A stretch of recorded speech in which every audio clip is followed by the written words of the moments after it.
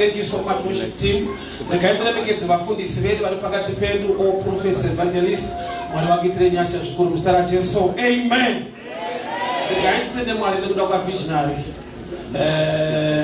Apostle Chikaka na mai muzitara Jesu. Amen. Apostle Kari, God bless you. Thank you so much for accompanying me. And my friend King Nadono, thank you so much. I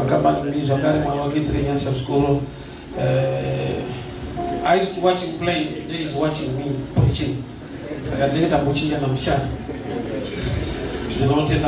First Samuel chapter 30. First Samuel chapter 30.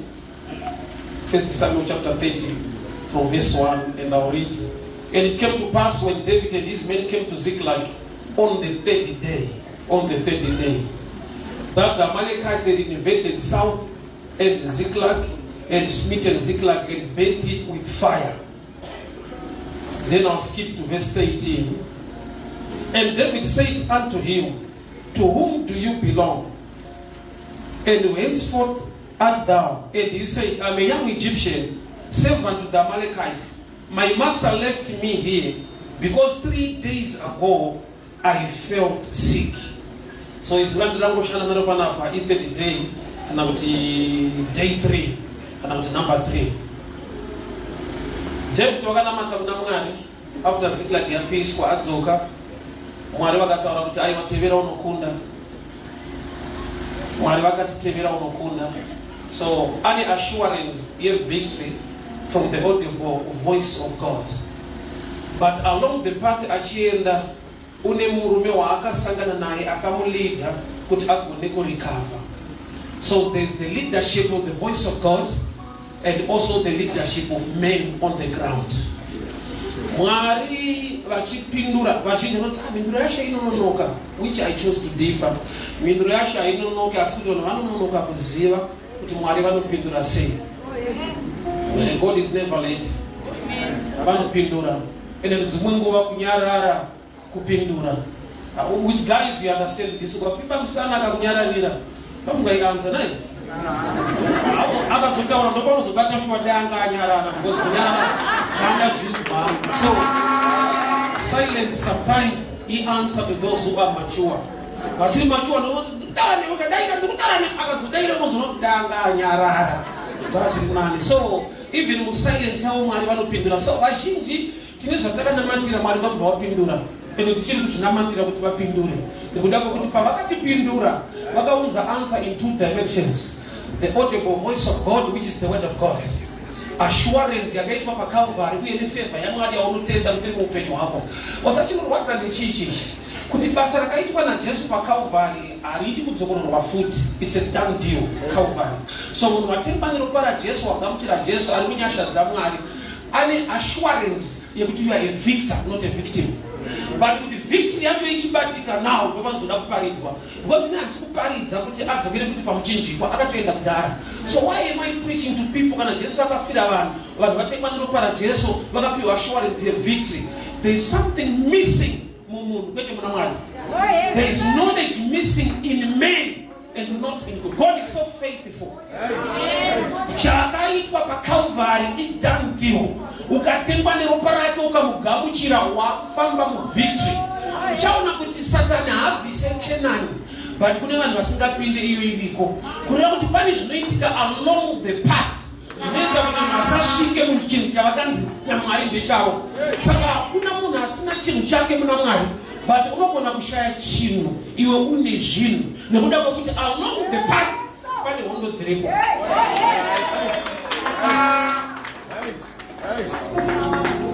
Pananchimirira king pamasvika I have this understanding.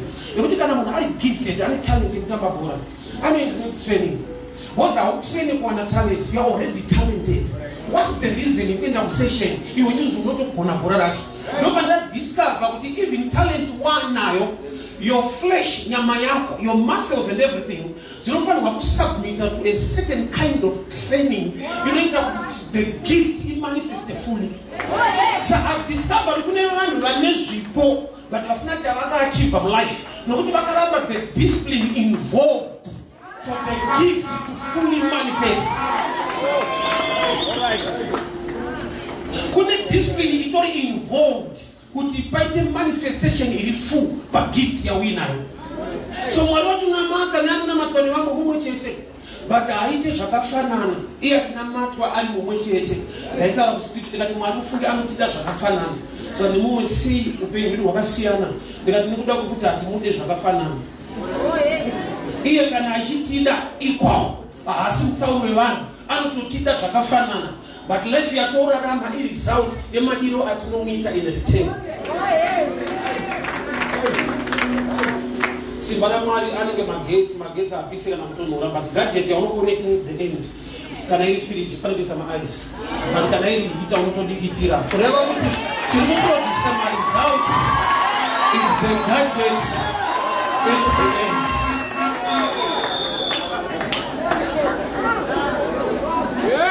So discipline is involved ukairamba ukati ndingori gifted ndega chipo chacho ndinacho chipo achibviswe but haugone kuachieva wani kuti watadza kusubmita your flesh to the systems dzinodiwa kuti chinhu chibatike.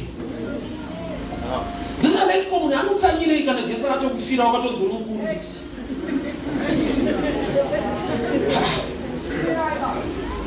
Mwari unoti ndini muridzi wesirivha ndarama iwo bvota kuda mari futi kuya kuzopa mwari muridzi wayo anototi ndeyangu ende ndinayo. Muridzi wazvo Abhurahama akatonzi naMwari uye kugomo nemwana wako undipise chibayiro ndokubva atakura huni achienda kugomo. Isu kwedu kwandinobva kana uchitoda huni unonotitsvaga kugomo. Abhurahama paakanzouya kugomo akatora dzekumba akaenda nadzo. Shoko rangu rinoti deep calleth unto deep. Kurati ane a deeper revelation yaangawana. So munhu ari kufamba by faith afambe semafambiro anoita vanhu vari kunyika nekuti ane zvaanoona in the spirit, ane zvaakanzwa mumweya wake. So Mwari apa David assurance, pursue, overtake and you recover all. Atonamata Mwari ndokubva vamupindura, ane assurance the answer, but along the path ane character yaakashowa to another man who was about to die. So pamwe pacho Mwari vakakupa answer, but wakarega process yacho ichifa iwewe along the way. Nokuti vazhinji patinonamata kuti Mwari ndikuda destiny helper, we only think about those who are rich. They don't have destiny helper. Destiny helper, what David needed was a man dying. Bible writing 3 days ago, I was left here by my master. Ogo David sanzu wakasika 3 days after akashika Ziklag yacha. Within David musuwa akanamata the same day. Mwari wakaenda mukempi ye-enemy ndokubvakatora munhu vakamisa muroti ndokubvakauya kuno vakati David tevera unokunda, but paari kutevera manje waanotanga kusangana naye atomuudza kuti tisu takatopisa Ziklag, which means he was supposed to fight this one first, but iye ndokubva aita the opposite. Munhu uyu abude pachena kuti pama-enemies amurutsvaga one of them. Kureva kuti David ane chinhu chaanoda kuti tinzwisise panapa chipi. Uchaona kuti imwe yaunoti enemy haisi enemy ndokutadza kuva nerevelation pamusoro pe-enemy, nokuti all things work out together for good. Zvoreva kuti pane munhu angadhipositwa naMwari mulife mako but pauri problem. Saka unodzwa kuti Mwari ndirangarei ndimutsirei vanhu yeti ari kutosva wacho ndiye akamutswa iye 3 days ago paakanamata uyu ndokubva asiwa kuti 3 days ago but he was sick. Sei akasiwa achirwara. That was the reason Mwari aigona kushanda naye kuti munhu yasiwe nevamwe vake. Mose akasarwara vamusiye vanoenda naye. So kurwara kapa hakusi kurwara isystem yaMwari kuti asare. Why? Nokuti imhinduro mulife yaDavid. So some people vane ma-problems but haasi ma-problems avo. I-problem yako yaita kuti vanzi vane problem kuti vasangane newe. Murume uyu yake haisi kurwara iyi. Bible writing 3 days ago I was left here by my master. Ukukalaenda wamekutanga but after 3 days akadzoka paZiklag yacha akanamata kuna Mwari vakatitevera unokunda, which means patani yaanamata Mwari vatikonzera munhu kuti arware kwete nokuti murwere but nekuda kwokuti ndokuti agone kusiyiwa nevamwe vake. Saka muchinda uyo arware ndiye destiny helper but apiwa kaproblem nokuti muve ne-meeting point.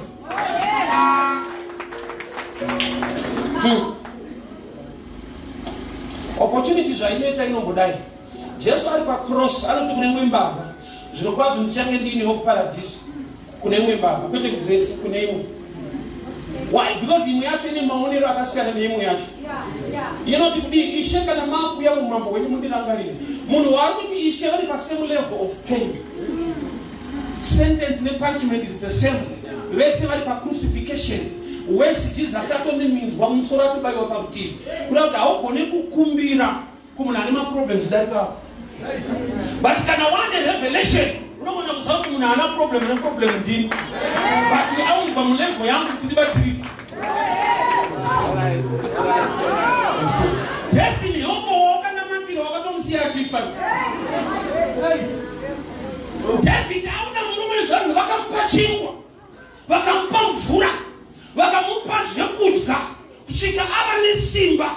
Ndokubva amukumbira kuti can you lead us kwavaenda titungamirire utiratidze kwavaenda, which means Mwari vakapa David assurance but havana kumupa direction iri mukareti.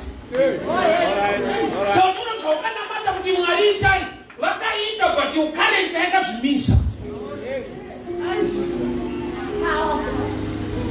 Chaukanamatirira kuti Mwari ndiitirei vakachiita but karita yako ndo yakachirwisa. So kuna Mwari wakatonzi pursue, overtake, recover all, but life mako no recovery. So unoramba uchidzoka kuprayer yeti nyaya haisi kuprayer yakukareta. Because kuprayer Mwari vanopindura munamato wacho, but apindurwa munamato wacho anofanira kunge achinamata achiita zvinodiwa naMwari kuti asvike paanofanirwa kusvika. That's why I was challenged amadzangu kuti munhu paanocomplain kuti independence one but hatina kugarika takati independence one kuti independence zvinogoreva prosperity. Independence hazvirevi kugare, zvinogoreva kuti you are now free from the oppressor but you still have work to do to make things work for your life. Saka unogona kutambudzika usisina anokudzvanyirira nokuti une usimba unachooneka mulife. Kuti muroyi wake akafa iye achabudirira, which is not true. Nokuti kutombokudza chokwadi kuroyiwa kwacho hausati. Ukaroyiwa unodarika stage yeuri. Kuroyiwa hakana, ndozvaunofunga hausati.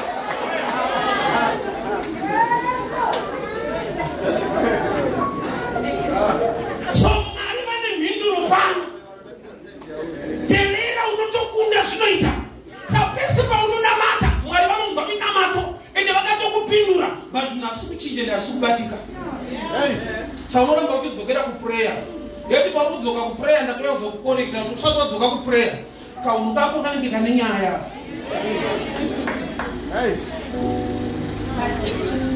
Munhu anenge achikudzoka kuti Ishe kwaungaini ndiri munhu neshe Mwari vanonzwa minamato vatokupindura but along the path une nyaya, iwe wacho une nyaya. Ansa kuti ive complete. Ndakati ukatomira pano ukati Mwari shoko renyu rinoti vana zvipo zvinobva kwamuri makarati avhurika undishuwa vanobva kuno ndeava unotoroora kuti ubate zvakanzi naMwari ndezvako. There is a process ine chekuita namen kuti zvakataura God zviitike. Nhamo ndeyekufungidzira kuti kunamata imagic, kunamata irelationship, itori maformula ne-understanding through the word. Maybe ndizotsvaga a very powerful man of God andinamatire. Unaona unamatirwa but pane nyaya. So no matter how powerful the prophet is, he preaches the word. I mean what in and no na no. He knows utapedza kuona une zvaunofanirwa kuita chinhu chacho chibatika. So munhu unonamata Mwari unzwa munamato woririsa answer but answer inoriliswa kune unamato wako uye zvine chekuita nemunamati wacho, and I'll explain in Matthew 6. I love it. Ndoida hiyo Matthew 6 verse 6. A challenge to me concerning prayer. Ndo yakandiudza kuti Mwari anonzwa minamato asi anopindura munamati. Kana usingazvinzwi chazoexplaina futi. But thou when thou prayest, enter thy closet. When you have shut the door, pray to thy Father who is in secret. Thy Father which seeth Quote who he is. He teaching their prayer. But yati reward ine chekuita nezvinooneka kwete zvinotaurwa. Your Father will see it and shall reward you openly. So reward in a connection kwete nezvataurwa nechanga chichitaura. So prayer is good. Mwari anonzwa munamato as anopindura munamati. In other words, prayer attracts God's attention, but what you do attracts reward. And I'll repeat. Prayer attracts God's attention. Saka icho kwali kuti Mwari anonzwa munamato asa apindure munamato anopindura munamati. The God who sees what you do. So reward hainei zvataurwa. Ine chekuita nichataura. It's so shocking. Same as Zaucha Chinamata Namara Minamato. It's your father who's Minamato, as I look into Minamato. Why? Because when someone on the Minamato, not Minamato, the woman to Minamato. As Naman and Chessica spoke a woman or to the Bacona with the Shendra when the Galilee. But that was all in town and then you get a pair. Some of us don't know formula to be rushing. No. This is no something bad ticket. Nobody can help you that it involves men. Genetically, so that's the woman count out of a road. I tell you what in the enemy and just a piece of ziplock. I can tell you somebody in the food. Remember, I emotional moon. But David always has aside with wisdom and prophetic understanding.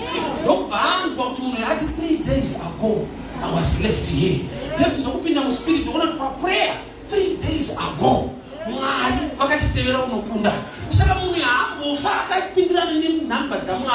days ago, 3 days ago, I reject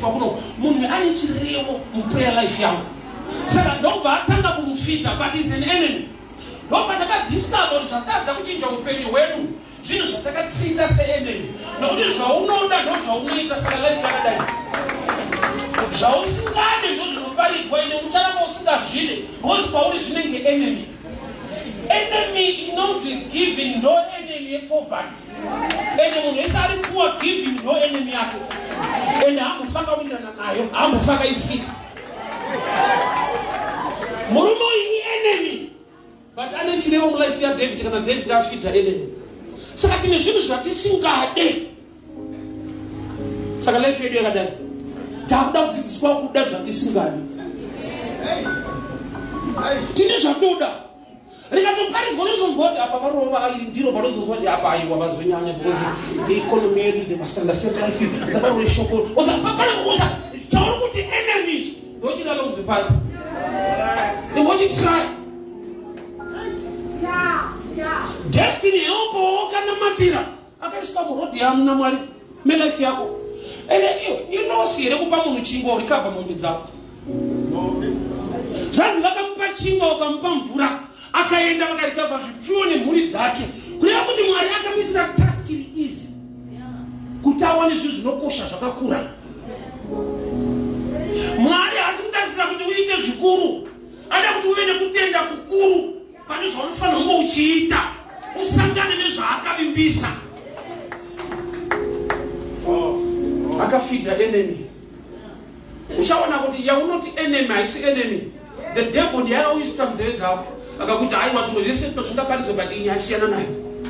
Zvawakasiya izvozvo ukarijekta izvozvo. Seri kwacho ndokune nyaya. Indiri kuchikoro ndaivenga ticha irowa. Because kana uri dofoka unenge uri kuchi pane kutoti ndiverenge ndiregere kurohwa ndainovirikidza mashortage ni mukati ndandiri kudefense kwete kuimprovement. So when I shop I improve nokuti kudefenda so ndati New Testament so ndotibatsirira we just do it out of love, out of cheat. But when part of zvinenge pain love inouya paunderstanding.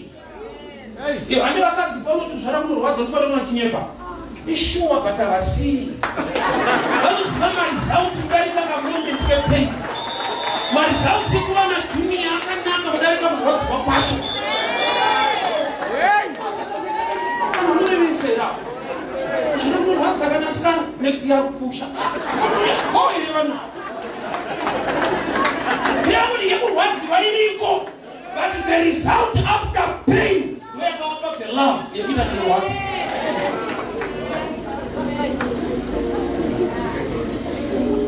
Some scholars are going to the short. So I'm not going to defend the sham, but the prophet will defend the voice. But if I don't grow, only one will lose our man's man. One will lose 1 fight. I never in town the Bible. I'm so to what he said.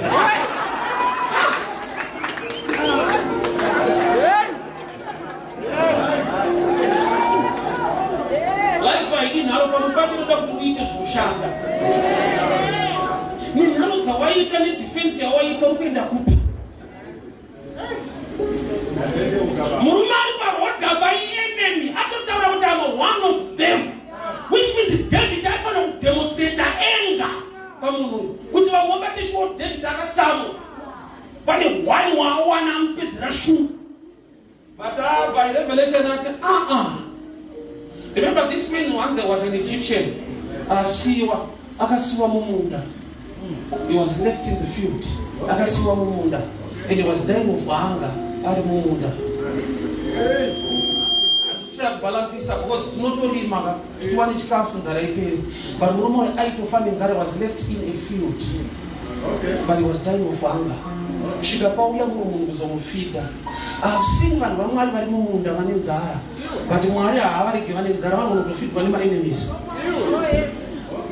Kuna we are comparing, but as what brought to the other crew is a reject. To David is a leader. That's why Baba will filter. Can you take us? David in humility despite grace. No matter who you are feet out to the million. You won't know what you put your hands on the woods and one of the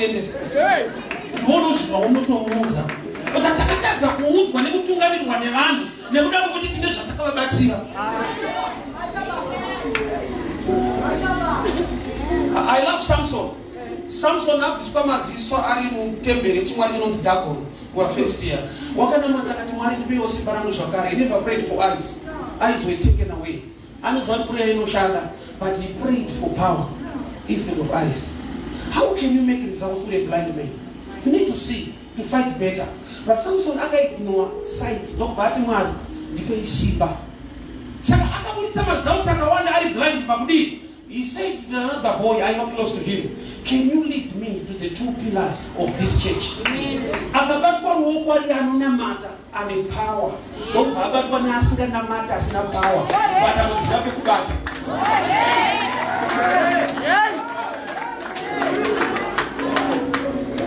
No matter what no matter champion, there's an area you don't demand humility. Ask him, Naaman, I am a commander. He was commanded by a servant girl who died in Samaria. Nature a commander, they have commands, but he didn't have commanded. This man was seeking when he was about to die, but it's part of the equation here in Calvary. Saka David anakura Mungu. He enemy but I school whisper. Why? Because I don't understand that I see a enemy, you know what enemy. And the opposite is also correct. I see a shamari shawan. Okay.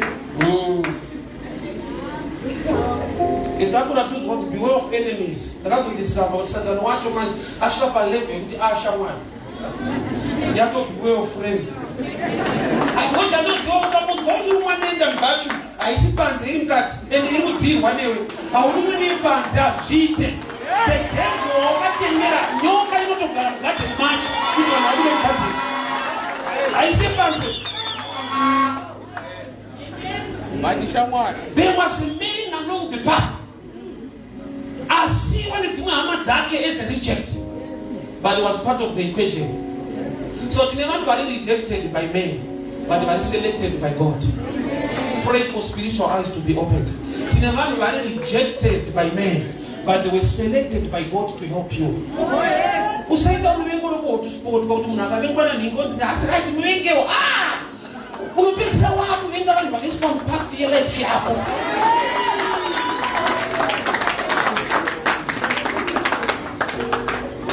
Ansa yako yakariliswa kudhara but ine chekuita nemunhu. Munhu ari muequation yelife yemunhu. Mwari vauya kuna Adamu wakati hazvina kunaka kuti munhu ave ega. Vanga vainaye but Mwari vaidzinga kuti munhu avainaye. Ndokuti kana ndiri mupresence yeishe nonzwa zvese kuita mushi. Kuna anga ari mupresence akanzi naMwari uri pamahwanini. Hazvina kunaka, life yako haina kunaka. Vari vese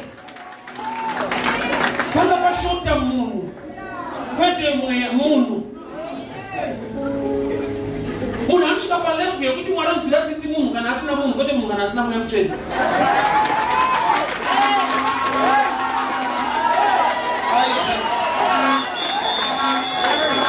Adamu asati atadzira Mwari but life yake iri pastake nekuda kuti life yake yakashota munhu ari mupresence yaMwari.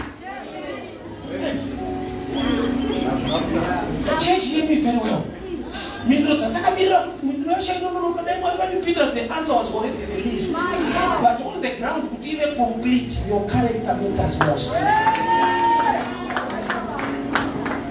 Shoko rinokushanda ndo shoko rinokushandira. Shoko rinokuchinja ndo rinochinja zvinhu. So ukasaritendera kuti rikushande arikushandire. Saka patiri kuparidza apa ishoko rauri kutendera kuti rikushande kuti life yako itransforme. Haisi nyaya yekuti Mwari ngavauye kuzoita zvinhu. Inyaya yekuti shoko raMwari ngariite basa mauri kuti rikuendese mari zako. Sinzwaka Moses paakati bvisa shangu dzako nzvimbo yauri itsvene. Isaini yekuti unogona kutosvika pane utsvene ukasazviziva. Unoda kuziviswa. Haana kunzi uye kunzvimbo tsvene, anonzi mutoripo kudhara. Problem booted. Ivan zoti vakapfeke inendi makuwa but unozongobvisa wega unofanira kuzoda.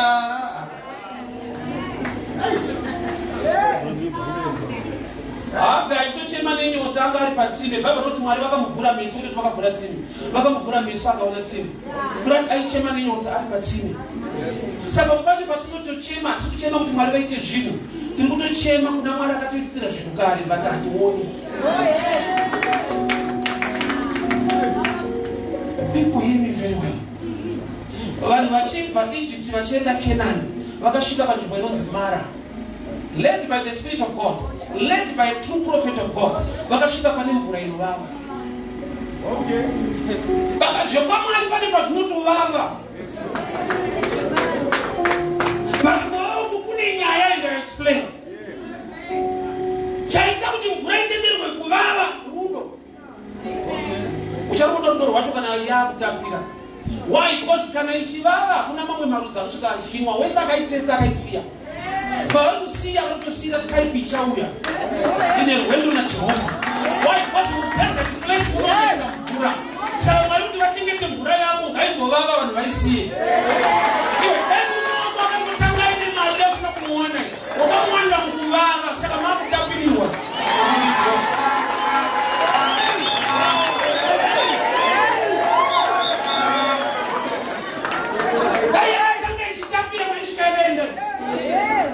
Mwari vakamukurodza kuti asangane newe.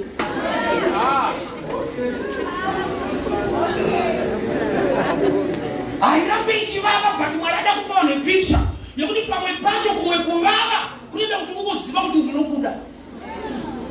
Kwete kutapira, joy haisi kutapira mukuvava. Unozi kutapira ndokwatoda but kuvava ndokwaita kuti ichengeteke. Saka kana yakutapira farirai kuti yakambovava.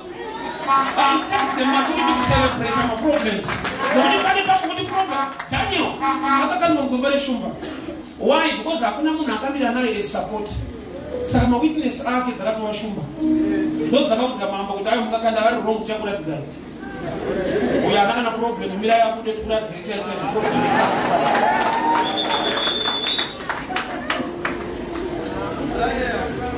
Answer yakadikiswa kudhara. So Mwari mauri havasi kukundikana but iwo unoita kuti vakundikane nokuti vanoda kushanda through you. Bhaibheri rangu rinoti Jesu kuGarirea wakaita minana mishoma because of their unbelief. kweli nekuti kugaleria aiwa mushoma aiwa panzvimbo yega yega ndiye Jesu muzhinji, but anoshanda through people, through their faith, believing and understanding. Peter akati kana muri mititenderei ndiuye, Jesu anamutaiwa kuemese pese kuti vadzidzi vangu handisarudze wanwana pamubasa anosanda nechoice. Vamwe vakatosara God. Peter achitofamba kudai.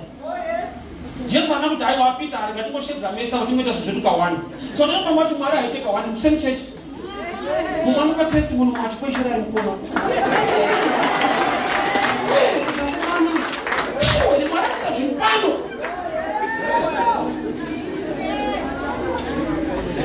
There was a man along the path, rejected by his own, but selected by God to help David.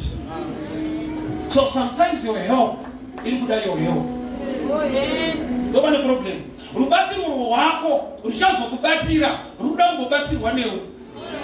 Saka tona Jesu anokukumbira mvura, akanyima utanga kwa advertiser yake. Kudai waiziva kukumbira, ndiye anoti inanyani mvura menyu. Saka uchikumbira ipisa.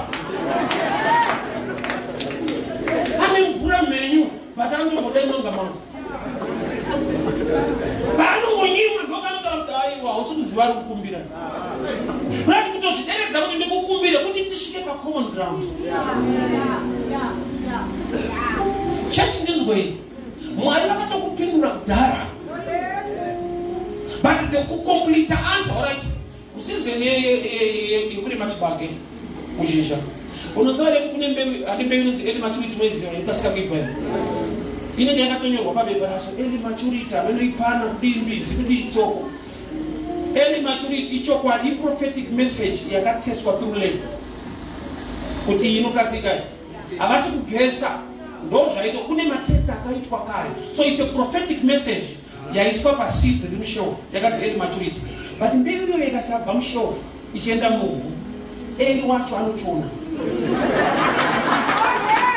Saka mukuchona kwako usimuright environment, the right ground. Kwete kuti shoko raMwari pamusoro peupenyu hwako hapana riripo.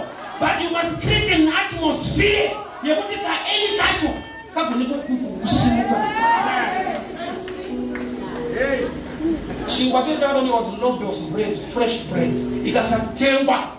You know what a fresh? But pakati fresh avadzime, inenge ya fresh yakaora.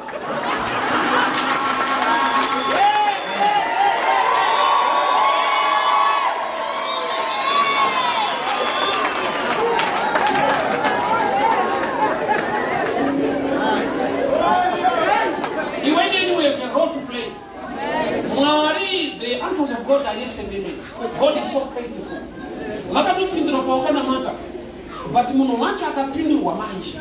Saka paunoona mata tozoparidza pakuparidza kukupa information. Mwari ndo vakati let the birds fly. Nanasi ostrich haiguru. Hakuna Bible rakanzi ostrich are too heavy weight. And Mwari havareli nema. Let the birds fly till today it doesn't. So ndakarambeta research kuchana kunatural rem. Ndapinda chinhu chisingasimuke. Saka ndakaona chimwe zvese paostrich zvakakura but chidiki chini. Vanhu vangu vafara.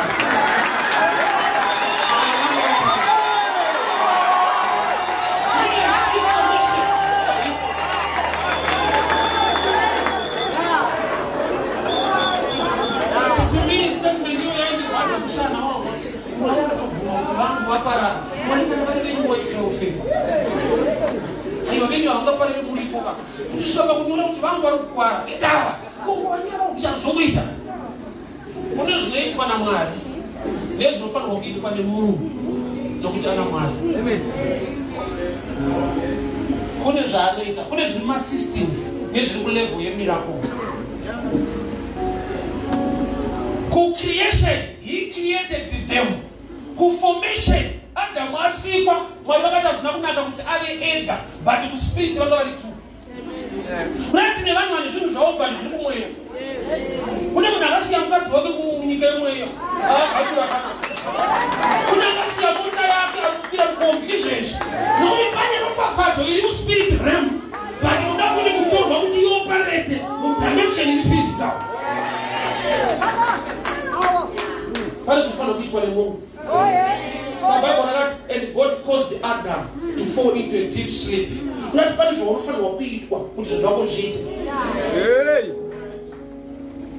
Adam haana kurara, akarariswa. God caused him. In other words, panoti God unogona kubvisa what word, because word and God they interchange. In the beginning was the word was with God, and the word was God. So panoti God caused you, unogona kuti the word. So what the word causes you, those who come as out secha urucheu. Haana kurara nekunetsa nehope kana nechoice. God caused him. Shoko riri kuita sei?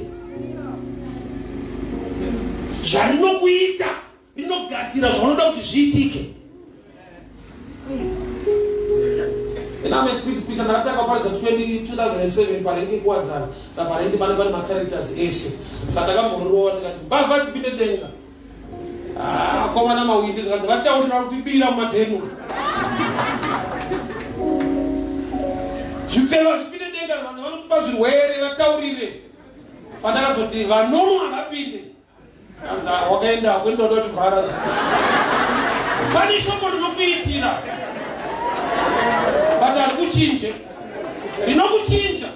Rinotombova.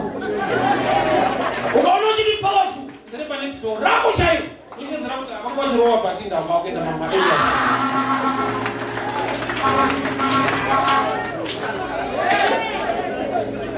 Murume ari paroti enemy. Identity yake anzi I'm one of them. So David semusiri kuuraya kana kurova. Nobody discover zvimwe zvinhu zvatakatreata sema-enemies. Ndoma-breakthrough. Saka hatidi kuimprove, hatidi nika defense panyaya yacho. Ati mukomana akavimba musikana akada kunonza una mari. Pane kuti atsvage basa atsvaga musikana. Unozo mutsana wacho achiita research. Para kuti kushaya mari tsanga kutsvaga basa. Ona unofuta.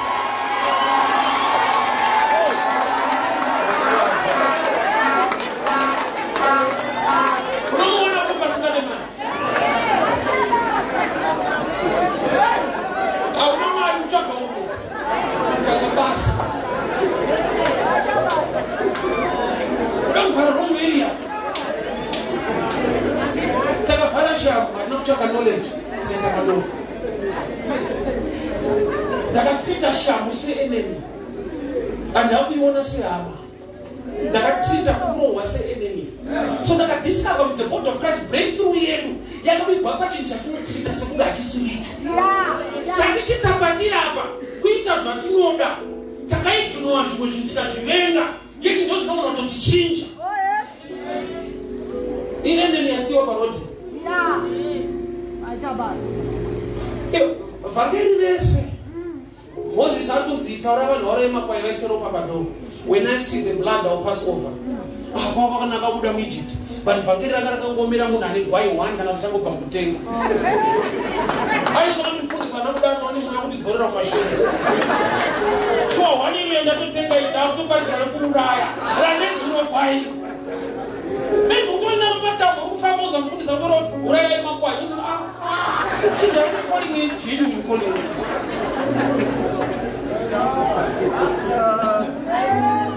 It's true. God speaks the right word in the right season. Another level, He speaks a word to create a season. He speaks a word to create a season. Sari mushoko rinouya rinozoti off topic and I read. Vari maperembudzi vakati Luke 17:11.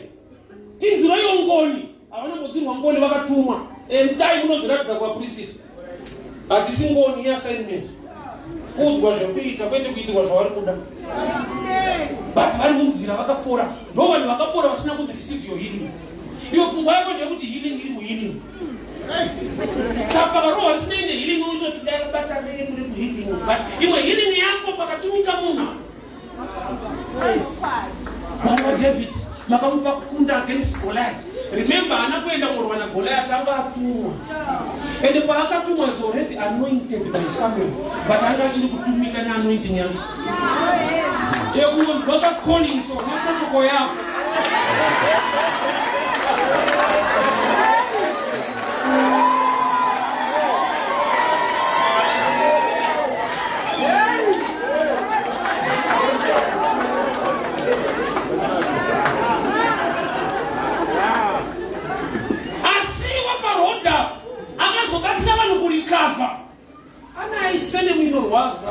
I'm an Egyptian. I'm one of the Amalekites. They left me here. We built Ziklag. I'm going to tell them, Jesus, no what? This is the Pisam Shawako. Nantori Chipata Chona, Pisam Shawako. But he's in Zara. What for the Zara, I'm going to kill you. Passionately, I'm going to kill you. Why? Because when you miss Ramusha. But there is a revelation you're going to do. Not treat as an enemy. That's why Jesus of not Judas, I got my friend. He tells you, my friend to Judas. Peter did share to be the change. Just nobody get to bear with me, Satan. But when Satan hands on zero from a patch and now, I don't think I'm love you more. I don't think no funny now to get to bear with me, Satan. Satan knows I don't have a relationship to the young town. God is in it. That makes another news that you are as it's now.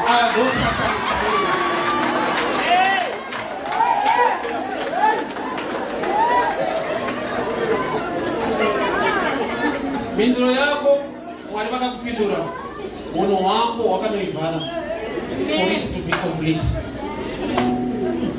Una mtu wako ngosime kuti mwali taishinu ndiwe kuti mwali kushangure izvinhu zviitike. Why? Because uno create an environment kana shoko rakuchinja yaninoti law of attraction. Ukavhura dho pamba penyu mosquito ikapinda mumba inoruma avhura dho iri unorumisa vanhu vakawanda. Why? Ilo iripo yekuti kana pavhurika varumwa.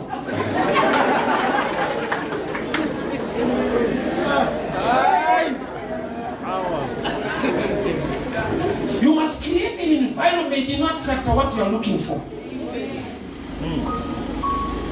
Kune zvinhu zvaunoti mwari ndipendi zvisingapiwe vanhu zvinofanira kungouya pauri gobhodza unozarurirwa. That statement there discipline kuti kune vanhu vatori already in the house maruda kupinda every chinhu choda kuita mulife kune nakawandirwa nyasha vatori machirikana gobhodza hapana kunzi paza. I know unoda mabreakthrough apa padi breakthrough panda kudzikama gobhodza. And do you know kuti knocking pachayo ine skill pane kune knock yekuti vanotowedzera kukiya vakutosha.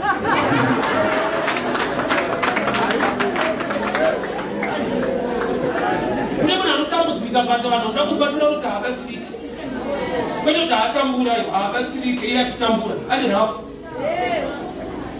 kugogodza vanotoda discipline. Kune zvinotsvagwa kuti uzviwane vanhu kune zvokuti vanhu vatsvagwa uzviwane zvatomaope vanhu kukumbira unopiwa kukumbira futi kune skill.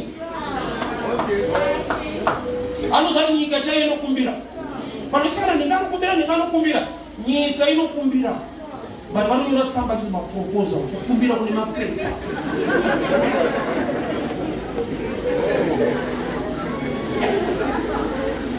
Iskill yaari kushandisa but kwese kukumbira.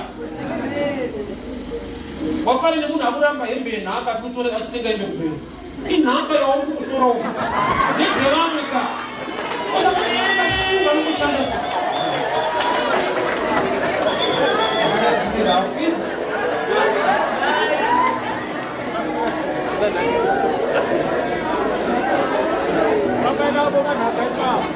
so zvinogona kudai.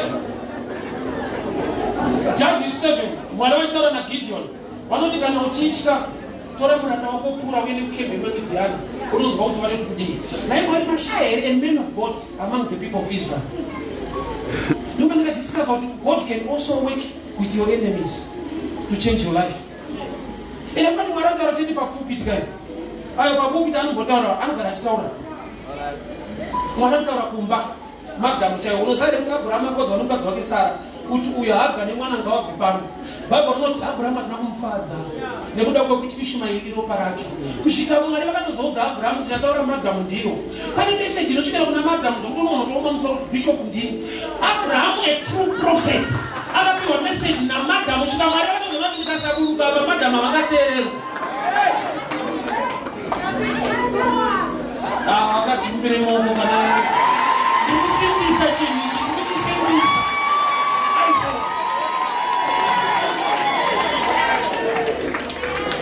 There must come a time kana munhu amature murelationship anonzwawo mwoyo wake ndini musoro chivanhu mutara umwari Sera akapiwa message yekuti Abraham akazokoroperwa naMwari.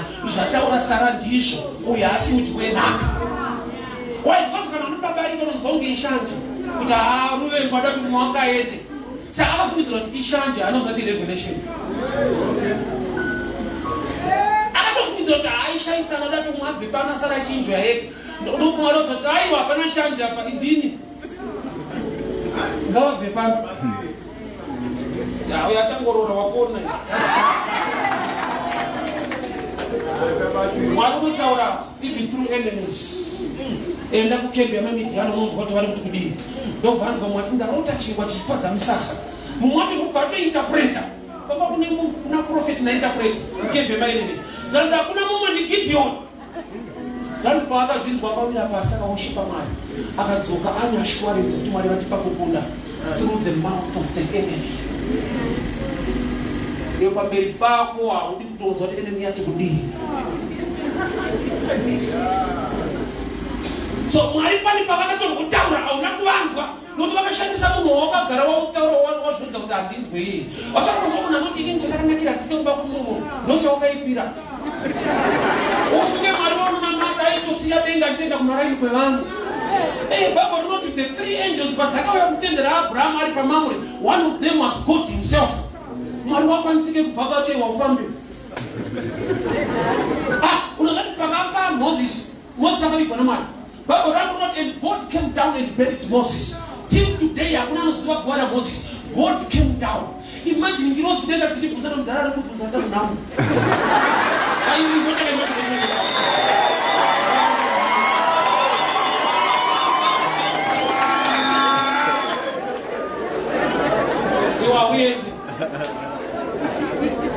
David wakatumika ina anointing nebhasiketi rechingwa kwakoma. Kuuraya kwake Goliath yakaine kuti anga atumika. Akatumika. Imwe breakthrough yako iri muri mudhera uchaguma kutumika. No matter the level, no matter the anointing, no matter you are prophet or so and so. Ukava humble, sometimes you come across victory. Unoda uchikudzoka kuti Mwari mhinduro yenyu yanonoka zvingatidze wakapindurwa kare but wakatreata equation yacho seenemy. Why? Nokuti identity ataura zvanzi I'm one of them. Iwe uriwo waita sei? Uruzvati ndapisa musha wangu. Ndipo unodemonstrate hasha dzese. But haisiye seenemy yako. Unozati mulife kuna vanhu vakabudirira kwete nekuti vakakurudzirwa asi nokuti vakadadirwa. Vakavadadira ivavo they were sent by God to push you to another level. Kumwe kudadirwa ndi Mwari. Mavhengero wakaitwa nendudu wako mweya wesitini kuda kudyarwa maoko.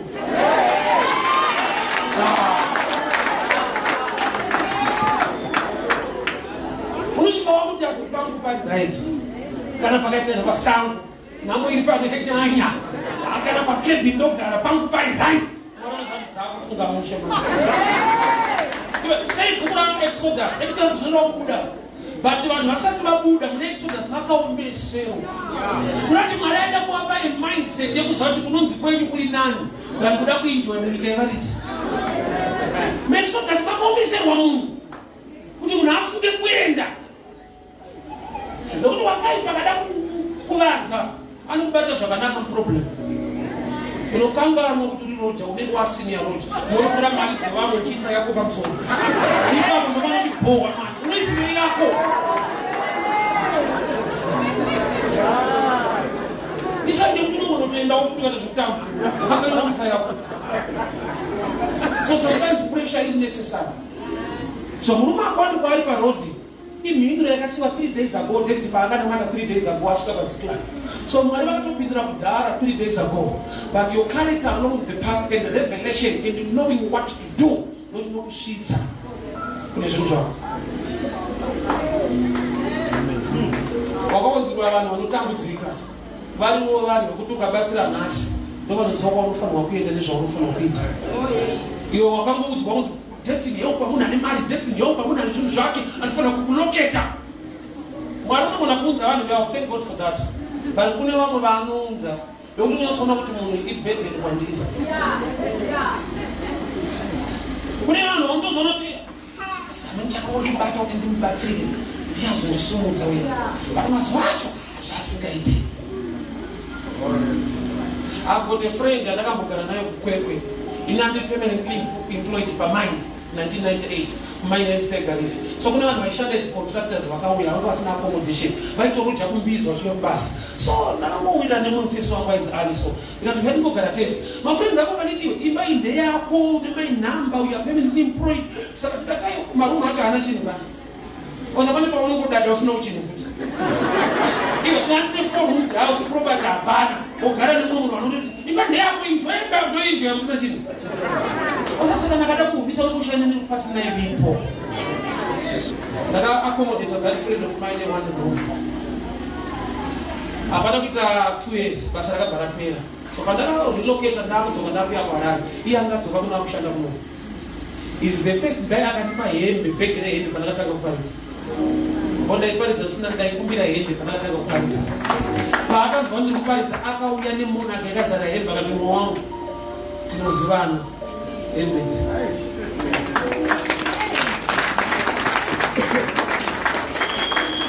Empty room against monarchy hembe sakuda ni marume ndaiyaita sei kuno kwangu unonzwa kuti ndangu chete usapari kudada kuda necessary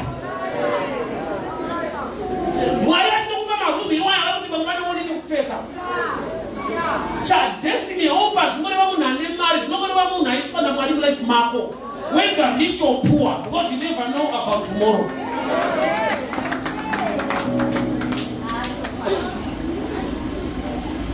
Unazaka zimwe zvinhu zvemahara zvinobhadhara iyo pfungwa yako ndekuti hakushandire mahara handishandiswe kunoshandiswa kuri right kunoshanda.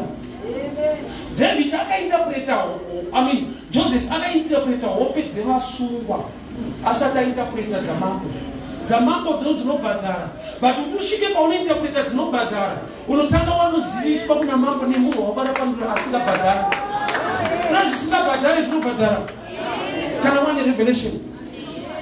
Zvaita kuti Farao emprison uzotora Joseph kuitira panura kune waakarapanurira hope asina kana sende fellow prisoner ndiakati akuna mambo zvikati kune muchinda ariko kunati unombogadzira zita rozobhadhara iwe uda kutobhadhara zita rake risipo futi.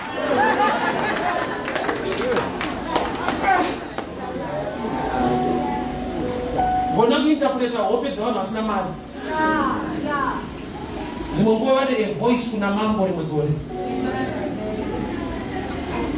akainterpreta dream yemunhu asina kana chaanomo a fellow prisoner but after 2 years ndakazoti kuna mambo aiwa kune muchinda ariko kumambo akatora panura dzedu tine vanhu vari mulevel newe same level newe vanhu vane chekuita newe level yako hombe because if fellow prisoner anoita Asha to become the president.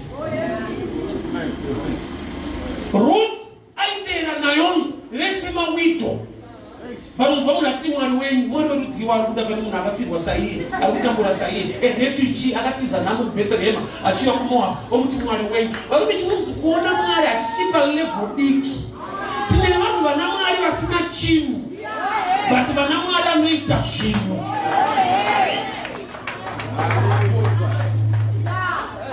Problem generation yedu ndekuti takavaona vakugorodhewa hatina kuvaona asati yaendeko sanofunza vakatangira iko vaitova vanhu vamwari vasina chinhu but vana mwari anovasvitsa kure.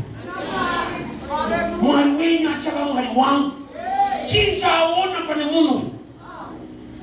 Faith comes by ane nyaya dzaaitwa pavaikurukura kuti kwedu kubhethlehemu kunogarwa nhaka murume wako akafa hama dzake kana dziriko unororwa futi saka uyu paakati handina kugone kuberekerai murume anokuroorai akati aiwa ndine imwe meseji ndamataura haishande haivhare nhaka iyi ndeyekubereka handisi palevhu yekubereka muna mwari ane vanhu vachiri kubhethlehemu. Problem yako une meseji one hauna revelation yedzimwe meseji andika akati handikone kuberekerai murume anokuroorai oba akaenda uyo akanororwa neakaberekwa ere akasvika kuna Boazi ariko kureva kuti chinzwa ukareverenga zvakanaka ndandopedza Ruth 4 ukareverenga zvakanaka mumunda maBoazi Asi Boaz said akatanga kuda kurora Ruth. There was another man I killed when the first one. Akabisa kutsa akati I cannot take him. Kurati pakuri varume tu vasina kurora. Saka opana Ruth varume vomba varipo. Oh yeah, what is my family tu kumundo? Kurati munhu wako akachura neunhu wako. Wakaita munhu akachura nekuda kweunhu wako. There were two. Kuna akabisa kutsa akati akakwanisa kumutora Boaz akazotora mumadzoka muroti but arume kuitu. Tine vanhu varikudzoka muroti zvavo zviripo. Pokana mata mwari akakunzwa but paakati chipinda muroti usvike kune zvinhu zvako distraction along the path ndo yakatadza kukunda. Chakanzi naMwari ndechako but unogona kusatova nacho chakati chako kwete Satani anochitora. Satani anotora kutenda kwako or distract away yako oshayiwa zvinhu zvako. I want us to pray. Prayer ndeyekuti change me Lord. Ndishandure. Ndipei mamwe maonero. Why? Nokuti ndine vanhu vandakatarisira pasi. Ndine vanhu vandakatsita sema enemies but they are part of my destiny. We can stand up. I want us to pray. Let's stand up to pray. Inzwa wakapindurwa kare. Favor itoripo kudhara. Mwari avarevi nhema. Kana zvanzi munobuda ya Exodus munotofanirwa kubuda. But pane nyaya inoitwa pamabudiro. When I see the blood. Kureva kuti mukasauraya Roma kwai mukaisa ropa padoor. Even in Exodus apabude munhu. Kureva kuti there is application of the words. Kuti munhu agone kubuda. I want us to pray. Pauri babo namata. God change me. Mwari ndishandure. Mwari ndiwanire. Father, we pray for your grace and your favor. Change me, oh Lord, how I see other people. Change me, oh Lord, how I see things. Zvandakatora semandu, zvandakatsita sema enemies, zvamakaisa mupati yeupenyu hwangu. Guide me, help me by your grace. Kana ndakavenga kupa, ndishandureiwo Mwari. Kana ndakavenga kuremekedza vamwe, ndishandureiwo Mwari. Change me, oh Lord, how I see people. Change me, oh Lord, how I see your servants. Change me, oh Lord, help me, guide me. In the name of Jesus. In the name of Jesus.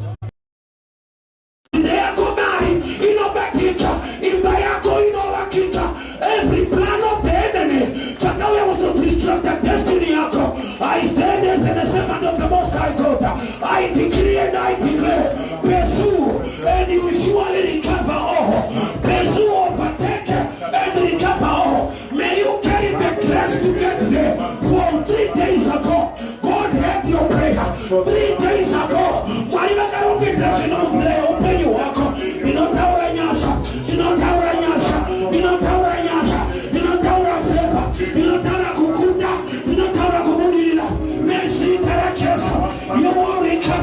You will recover. I speak the fire of the Holy Ghost. May the fire of God, may the fire of God rest upon your life for you to recover. May the word of God guide you and help you.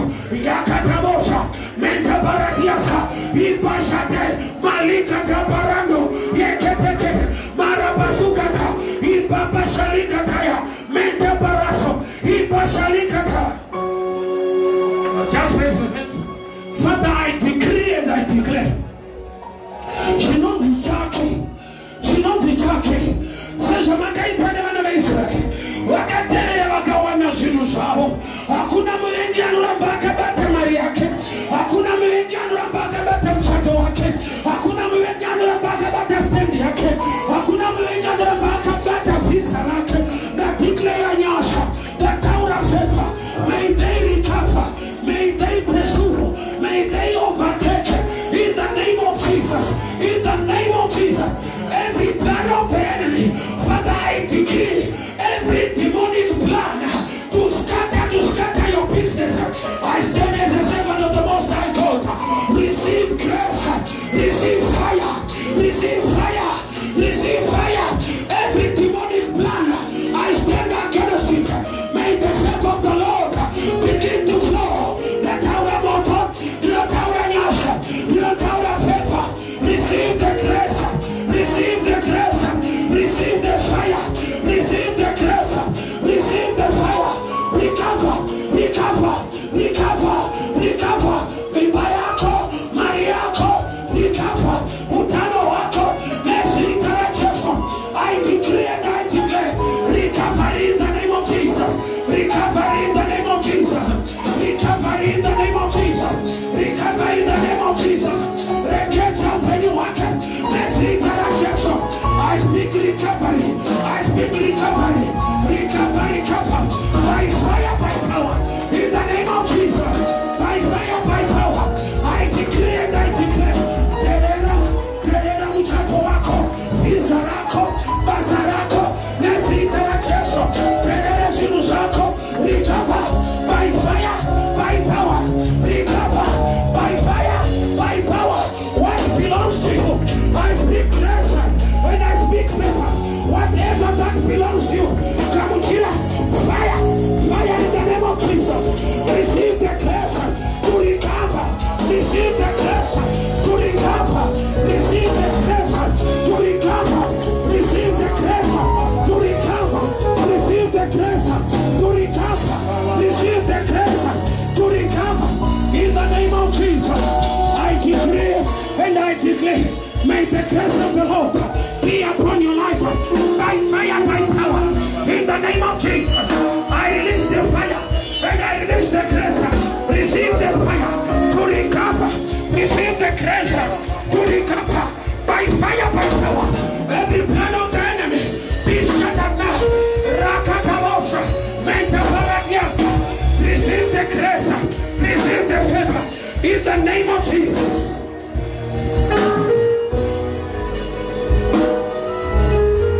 Thank you so much. You may be seated.